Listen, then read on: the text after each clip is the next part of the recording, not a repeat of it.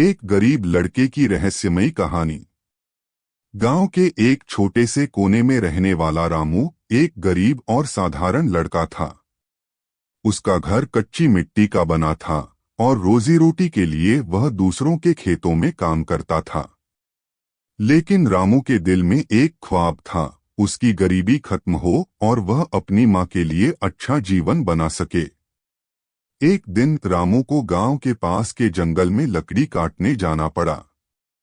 वह हमेशा की तरह अपनी कुल्हाड़ी लेकर जंगल में गया, लेकिन उस दिन कुछ अलग था। जैसे ही वह एक बड़े पेड़ के पास पहुंचा, उसे वहां जमीन में एक चमकता हुआ चीज दिखाई दी।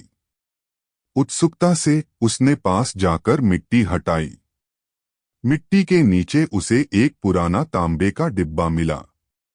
डिब्बा खोलने पर उसने देखा कि अंदर एक अजीब सी चिट्ठी थी। चिट्ठी में लिखा था, जो भी इस डिब्बे को खोलेगा उसे 3 रातें इस जंगल में बितानी होंगी। तीसरी रात के बाद उसकी किस्मत बदल जाएगी।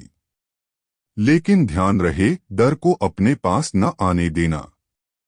रामू ने सोचा, अगर मैं डर गया तो मुझे कुछ नहीं मिलेगा, और अगर 3 रातें बिता लीं तो शायद मेरी जिंदगी बदल जाए। उसने हिम्मत जुटाई और उसी रात जंगल में रुकने का फैसला किया।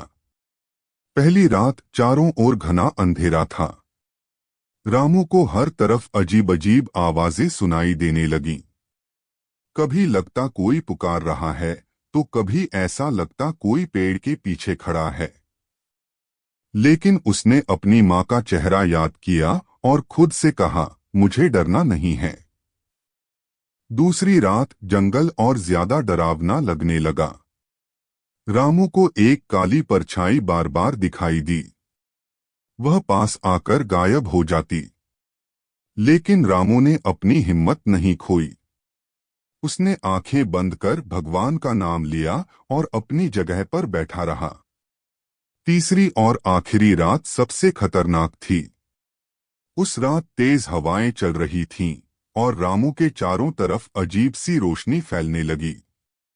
अचानक वह तांबे का डिब्बा खुद ब खुद उसके सामने आ गया। डिब्बे से एक बूढ़ा आदमी प्रकट हुआ। उसने रामू से कहा, तुमने हिम्मत और धैर्य दिखाया। अब यह डिब्बा तुम्हारा है। इसे खोलो और देखो। रामू ने डिब्बा खोला तो उसमें सोने के सिक्के भरे हुए थे। बूढ़े आदमी ने कहा, इन सिक्कों का सही इस्तेमाल करना, अपनी माँ और अपने लिए एक अच्छा जीवन बनाना। इतना कहकर वह गायब हो गया। रामू ने गांव लौटकर माँ को सारी बात बताई। अब वह अपनी मेहनत और बुद्धि से एक सफल आदमी बन गया। लेकिन उसने हमेशा यह सीखा कि डर पर काबू पाकर ही सफलता मिलती है। कहानी अच्छी लगी हो तो सब्सक्राइब जरूर करें।